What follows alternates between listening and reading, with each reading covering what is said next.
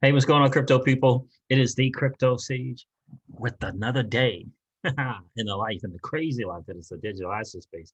Happy Sunday, good afternoon to you. Hope you have an exciting day already. Hope you have an even better rest of your day. Football Sunday. I hope your team is doing its thing. Hope they're winning. Wanted to hop on here and just say, hey, and thank you for putting up with the challenges right now going on with our Wi-Fi. Um, we'll see if it is working. One day we had some really great speeds, and so we'll see what else we need to do. But it looks as though we're going to have to get another Wi-Fi access point, if you will, because just the combination of massive walls um, and the Wi-Fi router being in the one end of the home. It's just it's having its challenges to say the least. And then again, with this particular internet service provider, they're still kind of using the old cables and the old stuff, if you will, and not moving on to something more up to date, I think is kind of an issue as well. But in any case, I will get it done. I will get it figured out and I'll bring you some more stuff. So, man, I hope you guys are absolutely excited about what's going on in the digital asset space right now. What in the world? What in the world? If you hear some noise, you got some people working on in our you hear some banging, they're working on our bathroom, doing some things in there, take care of some repairs. So you may hear that, but I may hear some drilling and some banging. But gosh, man, between Michael Slayer, and I got to tell you guys, you have to listen to Michael Slayer, the guy, the CEO of Michael Strategy, and why he decided to put 400 and something million into Bitcoin. You got to hear that. It was a great one on Stansberry Research on YouTube, and Raoul Paul actually interviewed him as well. That lasted 2 hours. Wow. So interesting stuff. Definitely want to check that out. I love the way he puts it down, Michael Slayer does, in terms of why he decided to invest into this asset space. Now, smart guys like that, they know kind of the value of BTC and where the value of BTC is going to go. Um, um, the average Joe and average investor is not going to get that same value, right? Because the average Joe or Jane does not have 400 million to buy however many BTC he ended up getting for that 400 and something million, right? So for you and I, that the greatest value is not in Bitcoin, right? The greatest return in your money is not in Bitcoin. Now, you and I a little bit know about the limitations of its technology. Big players like that, they tend to think in terms of supply and demand. They tend to think in terms of scarcity and those type of things. And we all know those things about Bitcoin as well. But the better ROI is certainly going to be on the other digital assets. And we decided to own a little bit of BTC, but that ultimately, in other words, fiat directly into BTC, just a little bit. I believe if I hold Ethereum, XRP, EOS, Cardano, what else I want to HBAR, EOS, whatever, I own BTC. That's the way I look at it. That now, I'm not saying that's right or wrong, but that's how the Crypto Sieges home looks at it. If I own digital assets in that top 20 to 30, I own BTC because at any time I can trade it into BCC. Right. And so it's liquid enough to get into BTC if I want to be able to say I own BTC. So, I mean, you could take that kind of for what it's worth, where it is. And the way I look at it is I'm going to get a better ROI on XRP or Cardano or VeChain than I will when simply just put my fiat dollars into Bitcoin. That's kind of how I see it. I really do. Love to hear what you guys think about that in the comments, but that's kind of how I see it. And I think that, the big boys like Michael Slayer, they can play amongst themselves, if you will, on that, right? And so I know they see that as the guaranteed 10 to 15x. I know that's what they do. I know what they do. I actually saw something in one of Ripple's quarterly reports in terms of volatility and pointing out how they were less volatile than Bitcoin and Ethereum. And this, I think it was the last quarter report that I was going through. I find that interesting as well. I don't know why this one just got dark, but in any case, so billionaire investor Paul Tudor Jones calls Bitcoin the best inflation trade as the token surges above 13,000, the best inflation. Now he has 2% of his assets, or if you will, into BTC. But I think that is interesting that he made that move. Michael Schlayer making the move that he's made. I think things, again, this points to me to this new asset class and how people are recognizing it as such. You guys probably hear that, Megan. This is an interesting article. Shout out to Mark Phillips. What's going on, Mark? I appreciate you, my friend. Big time value add to the XRP community. Shared this with me, and I think this is absolutely huge. It's something really to look at. I know people talk about what's going to happen with the banks, how it's going to evolve, and these regional commercial banks, how are they going to be able to survive?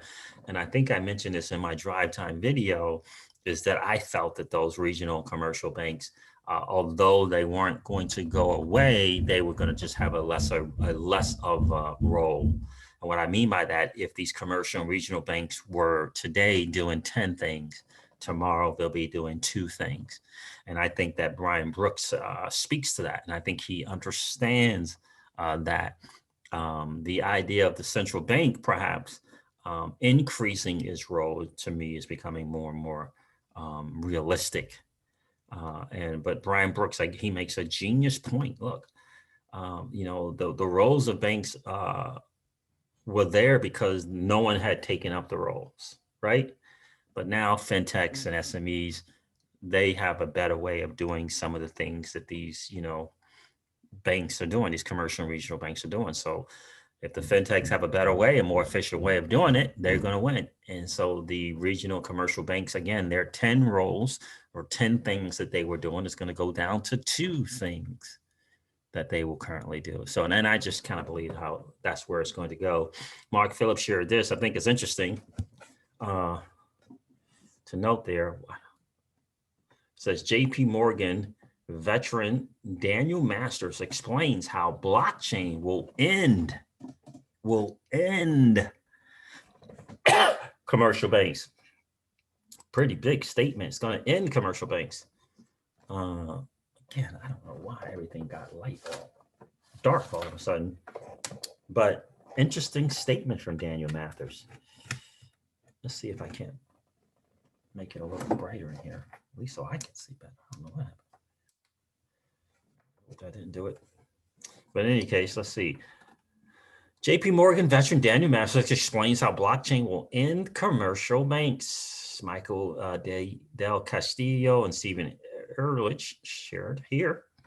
As much as Bitcoiners and crypto enthusiasts try to deny it, bringing in converts from traditional finance is the best way to legitimize and publicize the industry in the eyes of many investors. One of the earliest executives to take the leap was CoinShares executive chairman, Daniel Masters. After a long and distinguished career as a commodities trader with JP Morgan and elsewhere, he serendipitously stumbled upon Bitcoin after the commodities supercycle ended following the global financial crisis. Masters immediately saw the potential of Bitcoin and blockchain, and he realized that his background as a technologist and commodities trader was tailor-made to make him an ambassador for this new industry to a net set of individuals and institutional investors. CoinShares executive. Okay. At the same time, through building his crypto investment management company, he was able to look into the future of this industry and see what developments lie ahead, as well as upcoming clashes between crypto insurgents and entrenched financial incumbents. Forbes sat down with Masters to get his thoughts on the future of this industry. When was this put out? October 24th. Okay. All right, so let's discuss how proverbial Bitcoin conversion moment. How did you hear about Bitcoin? What was your reaction? That's cool. That's not what I want to go over. What was your first business venture in Bitcoin? That's not what I want to go over. How is CoinShort organized? Now I want to hear about these commercial banks. It's interesting to see Forbes asking this question or making this statement. It's interesting to see how your business has expanded to support a wide variety of infrastructure and trading services in the industry.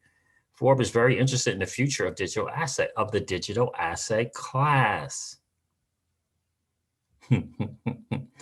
which includes but is not exclusive to cryptos. Where do you see the industry going in the next few years? Okay, talks about CBDCs. I think you're on the money here. I work by trying to think about where the world will be in 3 years' time and retrofit my business to accommodate that point in the future. Consider central bank digital currencies.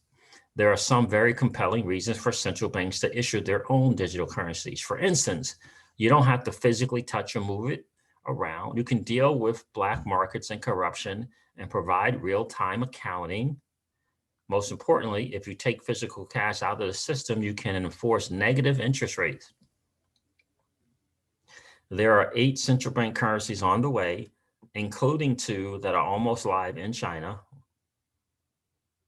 and the Bahamas. Well, both of those are now actually live. So this might have been out, but China and the Bahamas, right? Bahamas came out with theirs. China's is pretty much live, with one obviously being more important than the other. Do you think the CBDCs are going to heat up the battle for determining the future world reserve currency? Interesting. That's an interesting question. There's an interesting dynamic playing out in the world of CBDCs. The Chinese digital currency is going to be formidable, and the US is going to be forced to react. It could be in the form of a digital dollar or a trade war. How do you think this evolution towards CBDCs will impact traditional financial infrastructure? This is where I was looking to get. So the most interesting aspect of CBDCs is the impact they will have on commercial banks and financial systems as a whole. Today, central banks issue currency to a slew of commercial banks like Chase and Bank of America. And it costs them no money, by the way, 0%. These banks do 2 things. They create product and services such as mortgages and deal with the end users, and by way of fees, I might add.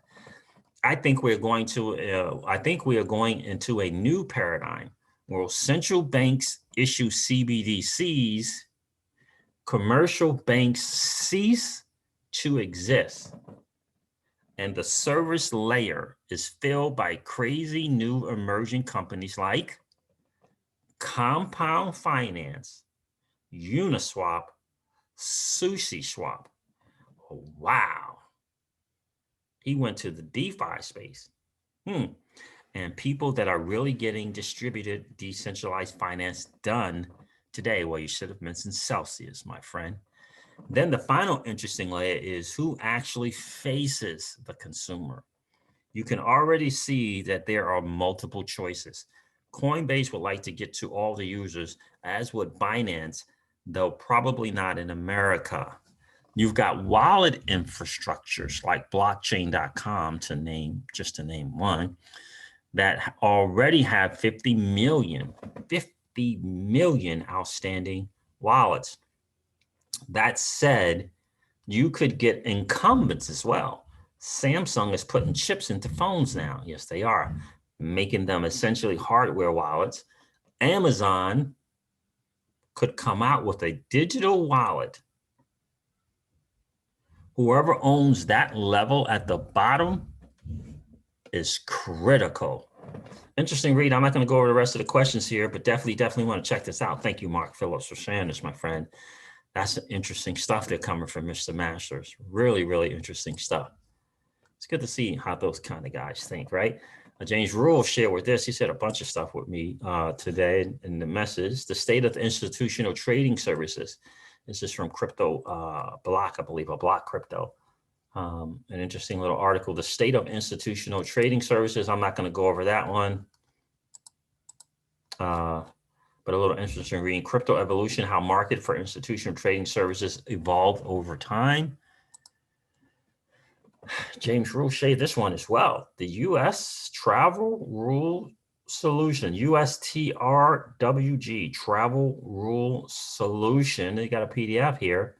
I just want to share something on here on page 15. There's the contents. It's got visions, goals, locales, and coverages. Inherent challenges, a chapter on that, trade-offs and consideration. I'm going to go to page 15.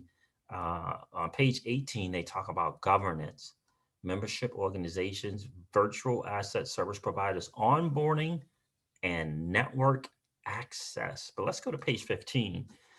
Just to note, to point something out that I thought was, for me, I thought was interesting. It's only 4 or 5 sentences, but I wanted to share with you guys, given how important this document is for the travel rule.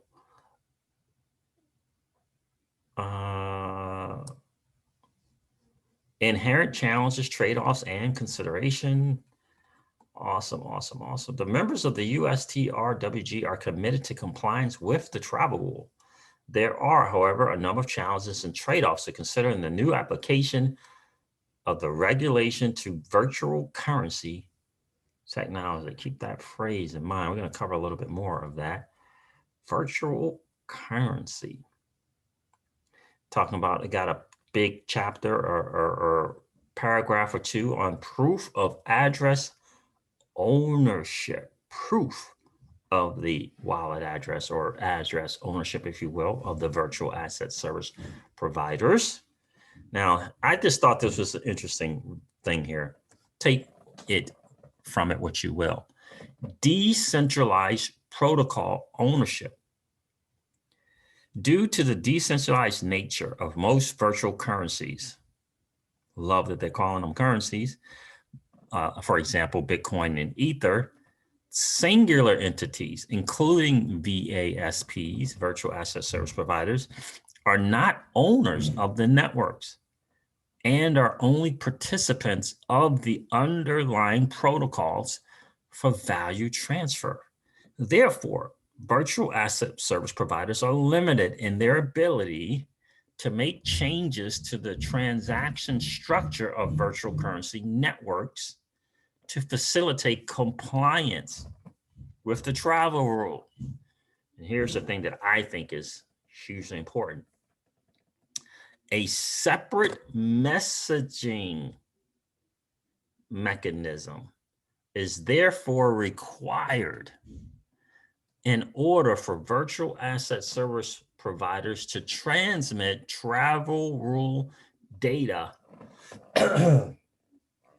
with one another. A separate messaging mechanism is required. I think what these people, whether it be the FATF, Financial Action Task Force, whether it be the G20s or G30s or the G7s of the world, a standardization and a method of interoperability is going to be the key. It is the key. Standardization and interoperability. And the interoperability, obviously, standardization so that the players that be know how to operate, know what the rules are. Interoperability is so that the players in this game can communicate, and they use the word transfer data amongst one another. Both the ILP and XRP ledger, we all know the ILP is a game changer because it adds that level of interoperability. XRP ledger, with its messaging capabilities, right? With tens of millions of transactions taken place, closed transactions, I believe is what they call them, without a single error. We're talking about something that is fast. We're talking about it's immutable. It is transparent. A lot of these things speak to both the XRP ledger and to ILP. And I think that trusted entity is going to be a game changer. I think trusted and, if you will, kind of proven out. I think having a network already established is going to be massive. And I just think I hear a lot about other things, and I think cool. I'm not sure if what Quant does is different than what the ILP does. The ILP is a network connector as well. I'm not sure if you guys know if it's different, if you know if it has greater capabilities, let us know. Now remember, it's not a competition there, right? Maybe Quant and ILP can work together. Maybe Quant and the XRP ledger can work together. There's not a win or lose. I don't think there. Quant has a digital asset associated, so does the XRP ledger. But it sounds like from what I've read about they call it an over ledger, but is it different than the inner ledger? And again, I want to know. I don't know, but I do want to know. But I think what Ripple is doing in the groundwork, in the pipe, the piping, right, laying the plumbing, having proven itself, having been in the trenches since 2012, working with regulators and governments, I believe it gives them a slight advantage in terms of what will be used. But I don't know if there's going to be just one thing that will be used. But the fact that they say that they're going to need a separate messaging mechanism that's required in order for these to transmit the travel data with one another, I think is important. So for me, that speaks to interoperability being hugely important. And I think trusted, right? And what I mean by trusted, who's been in the game and been doing it, right? Who created something and gifted it to the ILP, right? Who's been working with the IMF, right? I mean, these things I think speak volumes. I think it gives them an advantage. Let's say that. It doesn't mean that it will be picked, right? But I think it does give the people it gives us an advantage at Ripple, I think, to really make some stuff happen. I really, really do believe that. This is from the Financial Actions Task Force, public statement on virtual assets and related providers. And I just wanted to point out the fact that they're calling these things virtual currencies, virtual assets, digital asset class, Mr. Masters. I think, I think these things are hugely important. It speaks volumes to where we are, and more importantly, to where we are going. So what is this here?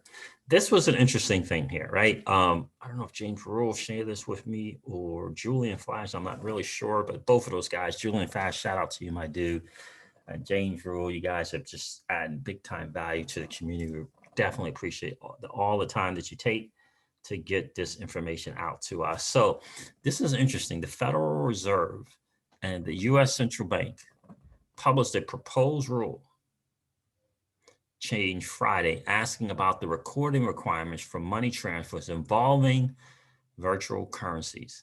According to the rule change proposal, the Fed and the Financial Crimes Enforcement Network propose modifying the thresholds at which banks must collect and store, right? Because it's all about them trying to get their money. The Fed and the Financial Crimes FinCEN propose modifying the thresholds at which banks must collect and store fund transfer information, reducing it from $3,000 to $250 for any transfers that go outside of the U.S. Oh, so this is about the money laundering, and all that kind of stuff like that. The proposal would also widen the agency's definition of money to explicitly include, this says cryptocurrencies, I will say digital assets. Listen, this is big it's big in a lot of ways. Money for us is XRP. I mean, I think thinking just digital assets as a whole, whether they're going to say commodities or whether they're going to say money, I think money is definitely better for us. But in either case, the fact that they're looking to do it, widen the agency's definition of money to include digital assets. Wow. The Fed is seeking public comment due within 30 days of the proposal being published in the Fed Register. The formal logbook of it, okay, governments can provide feedback online via email. So that is absolutely outstanding. And I will say this, I remember, where is this? And I think this is so huge, and I'm going to end on this because I think it's important. I think it's really important. We're going to see how it goes here, but Crypto Solos shared this early today in a tweet. What's going on, my friend? Don't forget this don't forget this. Back in 2015, where FinCEN classified XRP as currency and not security after Ripple got fined 700K as a currency. XRP as a currency. That would be really, really, really great. And again, there's so many attributes to XRP, you know, it can be used in so many different ways. I think it is the clear runner for whatever the purpose it might be. It has all the advantages. It has more flexibility. It can do so many different things. God, but this is big news, big time. That the proposal would widen the agency's definition of money to include digital assets. All right, guys, listen, I'm going to wrap up this video like I do all of my videos and remind you guys of this, that old money doesn't want you to win. They don't want us to win. They would rather us remain a cog in their perpetual wheel of trading our time for dollars. They don't want us to play in the same playground that they play in, where we allow our money to work for us. This is our chance to win, guys. The digital asset space is our chance to win. We are in the midst of the greatest transfer of wealth in the history of man. Are you participating? Or are you standing on the sidelines? Here's what I do know, that the battle for you has already been fought, and the victory is yours. Go get it. I'll talk to you soon, guys. See ya. Bye.